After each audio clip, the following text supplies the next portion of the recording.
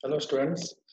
In the previous class, I was only explain जो किए थे हम लोग explain जो किए थे सिर्फ आपके क्वेश्चन पेपर प्रीवियस ईयर का वो बताई थी सेक्शन 1 में और सेक्शन बी मतलब पार्ट ए में और पार्ट बी में किस टाइप के क्वेश्चन पूछे जाएंगे। तो पार्ट ए में आपका क्वेश्चन जो है वो आपके टेक्स्ट बुक से रहेगा। It means theoretical parts like कवि, कविता, कहानी, एकांक, ये सब रहेगा। पार्ट बी में जो क्वेश्चन रहेगा वो ग्रामर रहेगा, मतलब व्याकरण रहेगा। व्याकरण में क्या क्या आपको ये बताना होगा। उपसर्ग क्या होता है, संज्ञा क्या होता है, विशेषण क्या होता है, फिर उसका अपोजिट वर्ड्स, इट मीन विपरीत शब्द जिसको कहते हैं, विलोम शब्द भी कहते हैं उसी को है। फिर पर्यायवाची शब्द क्या होता है, एक का अनेक शब्द क्या होता है, मुहावरा क्या होता है, ये सब जो है ग्रामर में व्याकरण में आ जाएगा। ग्रामर को हिंदी में व्याकरण कहते हैं। तो संज्ञा, विशेषण, ये सब बताएंगे कि क्या होता है नहीं होता, वो सब आपको व्याकरण पार्ट्स में आएगा। 20 नंबर जो है 20 मार्क्स, ये जो आपका है वो व्याकरण में आएगा पार्ट बी। और पार्ट ए में जो है वो आपके थ्योरेटिकल पार्ट्स आएगा जो आपके टेक्स्ट बुक से डायरेक्ट दिया रहेगा, आपके कोई कहानी से और कोई भी कविता से लिया रहेगा। तो अभी आज हम लोग टेक्स्ट बुक देखेंगे कि क्या कितने कहानी का और कविता है और क्या क्या है, देखते हैं थोड़ा। ग्रामर पार्ट्स को अलग रखेंगे और ये जो बुक टेक्स्ट बुक के पार्ट्स जो है, जो आपकी कहानी और कविता, उसको हम लोग अलग रखेंगे। दोनों को अलग अलग करके एक्सप्लेन करेंगे तो बेहतर होगा। 20 मार्क्स के लिए वो ही इम्पोर्टेंट है, ये 60 मार्क्स ये भी इम्पोर्टेंट है। तो दोनों को 1 बाय 1 करके एक्सप्लेन करेंगे। ठीक है। फिर बताएंगे आपको कि विपरीत शब्द क्या होता है, विलोम शब्द क्या होता है, संज्ञा क्या होता है, विशेषण क्या होता है, ये सब आपको खोजना होगा, वो हम बता देंगे। बट देख लेते हैं पहले टेक्स्ट बुक से क्या है नहीं है।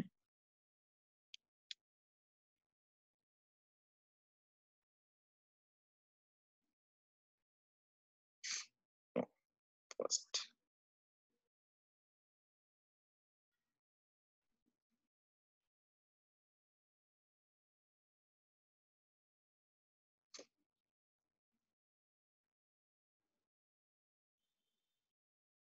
तो आपका पहला चैप्टर जो है वो सुंदर भारत। सुंदर भारत क्या है। तो सुंदर भारत जो है इकाई 1 का चैप्टर है। चैप्टर नाम जो है आपका सुंदर भारत। उसको जो लेखक थे वो श्रीधर पाठक। आप प्रीवियस ईयर के क्वेश्चन में भी देखिए ना, पूछा था आपको कि इसका लेखक कौन है, इसलिए ये कहानी कहाँ से लिया गया है, उस लेखक का नाम क्या है, ये भी क्वेश्चन आ सकता है। लेखक का नाम दे देगा, ये लेखक की जो कहानी क्या थी आपके क्वेश्चन में वो भी दे देगा, तो आपको चैप्टर नाम भी और उसका लेखक भी याद रखना होगा। तो सुंदर भारत क्या है, श्रीधर पाठक, यहाँ देखिए श्रीधर पाठक लिखे थे। क्या लिखे हैं वो, कविता लिखे हैं। देखते हैं क्या है।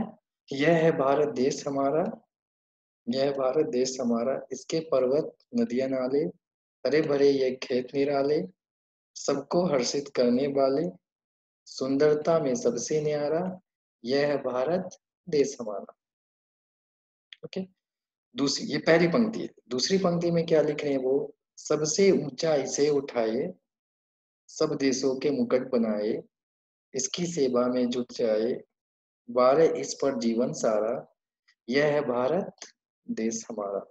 तो दो पंक्ति है। पहला पंक्ति में क्या लिखा कि यह भारत देश हमारा, भारत देश जो बना है वो पर्वत और नदिये नाले हरे भरे खेत से निराले है बने हैं, सबको हर्षित करते हैं। इट मीन सबको जो भी आते हैं बोलो हाँ इट्स ब्यूटीफुल कंट्री, सुंदर भारत। फिर सुंदर से सबसे न्यारा मतलब सबसे अच्छा है, यह है भारत देश हमारा, पहली पंक्ति में। दूसरी पंक्ति में क्या लिखा है, कवि, कवि का नाम क्या है, श्रीधर पाठक। सबसे ऊंचा इसे उठाए, सबसे ऊंचा हाईएस्ट पे रखे अपनी कंट्री को, अपने देश को, भारत देश को, सब देशों का मुकुट बनाए, इसकी सेवा में जुट जाए, अपने देश की सेवा में जुट जाइए, बारे इस पर जीवन सारा, इसी पे अपने जीवन है हमारा, बस आपका देश है, यह है भारत देश हमारा। जो भी तीन प्रश्न है आपका यहाँ, भारत देश में खेत कैसे है, इसी में से आपको खोज कर लिखना है। देश की शान बढ़ाने के लिए हम क्या कर सकते हैं, देश की शान बढ़ाने के लिए हम देश का सेवा कर सकते हैं। देश की सेवा में जुट जाए मतलब ये अगर देश की सेवा में रहेंगे तो देश की शान बढ़ेगी। भारत देश में खेत कैसे हैं, तो भारत देश में यहाँ देखिए ये लैंड, हरे भरे खेत निराले। देखिए भारत देश में जो खेत है वो हरे भरे है, तो इसी से खोज के इसका प्रश्न निकला है। इस कविता का संदेश क्या है? इस कविता का संदेश यह है कि हमारा देश जो है सबसे ऊंचा है। भारत देश में जो है जीवन बारे में इस जीवन इसकी सेवा में जुट जाए, बारे इस पर जीवन सारा, इसी पे अपना जीवन दे देना है अपने देश के लिए। ये इस कविता का संदेश है। तो दो दो लाइन, एक लाइन, एक सेंटेंस, एक वाक्य, दो वाक्य में ही आंसर आएगा इसका। एक से दो वाक्य में ही आंसर आएगा। इस कविता का जो आंसर आएगा वो एक से दो वाक्य से ज्यादा नहीं आएगा। वाक्य का मतलब सेंटेंस, एक सेंटेंस से दो सेंटेंस, इससे ज्यादा नहीं। तो ये है। फिर इसका उद्देश्य क्या है? उद्देश्य का मतलब क्या है? गीत एक सशक्त विद्या है, विद्यार्थियों के हृदय में रमणीय वस्तुओं के प्रति रुचि उत्पन्न करना और उन्हें कविता गीत आदि का रचना करने की प्रेरणा देते हुए देशभक्ति को भावना का जागृत करना इस कविता का मुख्य उद्देश्य है। देखिए इस कविता का उद्देश्य क्या है? इस कविता का उद्देश्य का क्वेश्चन है, संदेश क्या है? इस कविता का संदेश क्या है? संदेश क्या है कि भारत में हमारा जीवन सही होना और फिर सेवा में, इसके सेवा में जुट जाएगी। यहाँ इस कविता का उद्देश्य है ये कि अपने भारतवासियों में जो देशभक्ति है, इसमें देशभक्ति को जगा के रखना। तो ये कविता है। तो कविता कौन लिखा है? श्रीधर पाठक। श्रीधर पाठक का जन्म 1859 में हुआ था। देखिए बता रहा हूँ कहाँ पे। 11 जनवरी 1859 उत्तर प्रदेश के जौंदरी नामक गांव में हुआ था। तो कवि का परिचय भी आपको याद रखना है। यहाँ पे जो है ये कवि का परिचय है कि कवि कहाँ जन्म हुआ था कवि का, और कब हुए थे जन्म, कब पैदा हुए थे, उनकी डेट ऑफ बर्थ। 11 जनवरी 1859, 1859 कहाँ हुए थे? उत्तर प्रदेश में हुए थे। तो अगर आपसे कोई पूछेगा कि सिद्धार्थ पाठक कौन से कविता लिखे थे तो क्या बताइएगा? सुंदर भारत। या फिर उल्टा पूछ देगा सुंदर भारत कौन लिखा था, कौन लिखे थे? तो सुंदर भारत जो लिखे थे वो कवि परिचय कौन थे कि सुंदर भारत श्रीधर पाठक लिखे थे। कविता सुंदर भारत जो है वो श्रीधर पाठक लिखे। तो ये सब आपको याद रखना है आपके एग्जाम व्यू के लिए। नेक्स्ट क्या लाइन है देख लेते हैं। भारत हमारा कैसा सुंदर सुहा रहा है। तीसरी पंक्ति में, वो एक पंक्ति था, दूसरा पंक्ति है, तीसरे पंक्ति है। सूची भाल पे हिमाचल, चरणों पे सिंधु अंचल, उन पर विशाल सरिता, सित हिरहार चंचल। मैं जूम कर रहा हूँ आपको देखिए। मणि वदनील नभ का विस्तरीन पट अंचंचल, सारा सिरदेश वैभव मन को लुभा रहा है। भारत हमारा कैसा सुंदर है। हिमाचल है हमारे देश के पास, सिंध है, अंचल है, विशाल सरिता, सिरहार चंचल है, मणि बदिंदिल नभ का विस्तार है, पानी नदी है, सब चीज है हमारे पास। हिमालय भी है, सिंध भी है। तो इससे जो हमारा देश है वो एक सुंदरता की पहचान दे रही है। कभी इसमें यही बता रहा है। इस पंक्ति, दूसरा पंक्ति में, उपवन सघन बनाली सुखमा सदन सुखाली, परावट के सांद्र धन की शोभा निपट निराली, कमनीय दर्शनीय कृषि कर्म की प्रणाली, सुरलोक की छटा की पृथ्वी पे ले रहा है। भारत हमारा कैसा सुंदर सुहारा। तो कृषि से है, कृषि का मतलब फार्मर, जो हम लोग एग्रीकल्चर करते हैं, तो इस चीज में भी हमारा देश आगे है। यही भी इस पंक्ति में बता रहा है। इस पंक्ति में कृषि के बारे में बता रहा है। नेक्स्ट पंक्ति, सुर लोक यहीं पर सुख ओक है, यहीं पर स्वाभाविका सुजनता गत शोक है, यहीं पर सुचिता स्वधर्म जीवन बेरोक है, यहीं पर भगमोक्ष का यहीं पे अनुभव भी आ रहा है। भारत हमारा कैसा सुंदर सुहारा। तो यहाँ पे सुख भी है, यहाँ पे दुख भी है, शोक भी है, बस दोनों भी है, गम खुशी। तो सुख भी है और दुख भी है, दोनों भी चीज है। उसके बाद भी हम लोगों को अपने जीवन यहीं बिताना है, यहीं का जीवन पे यहीं के अनुभव लेना है। भारत हमारा कैसा सुंदर सुहारा। हे वंदनीय भारत, अभिनंदनीय भारत, हे न्याय बंधु निर्भय निर्वदनीय भारत, मम प्रेम प्राणी पल्लव अवलंबनीय भारत, मेरा ममतव्य सारा तुझमें समा रहा है। भारत हमारा कैसा सुंदर सुहारा। तो ममत्व के पल्लव अवनय निर्वदनीय बंधु निर्भय न्याय जस्टिस सबके बारे में, वंदनीय भारत, अभिनंदनीय स्वागत वेलकम, कि ये सब के बारे में यहाँ पे बताया है कि हमारा देश क्या है, कैसे है। ये पंक्ति में कभी बताया। इसमें प्रश्न क्या है? वहां पे 3 प्रश्न था, यहाँ पे 2 है। नभ का पट कैसे दिख रहा है? तो नभ के बारे में अभी आपकी नभ का पंक्ति की जो था यहाँ से एक्सप्लेन किया गया है। देखिए यहाँ से, नभ का विस्तीर्णीय पट वो चंचल सारा है, ये लाइन। तो नभ का पट कैसा दिख रहा है, यहाँ से प्रश्न का आंसर आ जाएगा। दूसरा आंसर, जो भारत सुंदर व सुहाना लगता है, इसके कारण बताइए।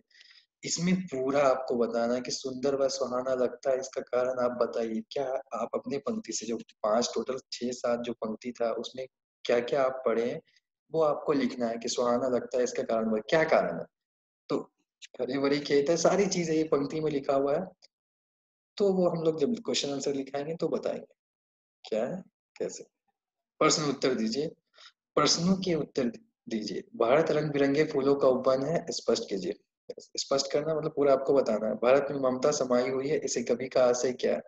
ममता समाई हुई, यहाँ देखिए, मेरा ममता सारा तुझमें समा रहा है, भारत हमारा देश, भारत हमारा कैसा सुधा सुहारा।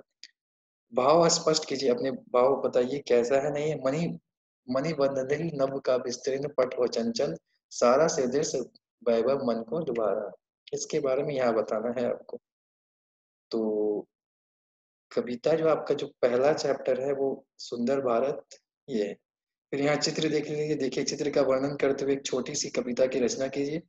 यह चित्र है, इसके छोटी सी कविता का रचना करने बोल रहा है कि ये कविता के बारे में बताना है आपको।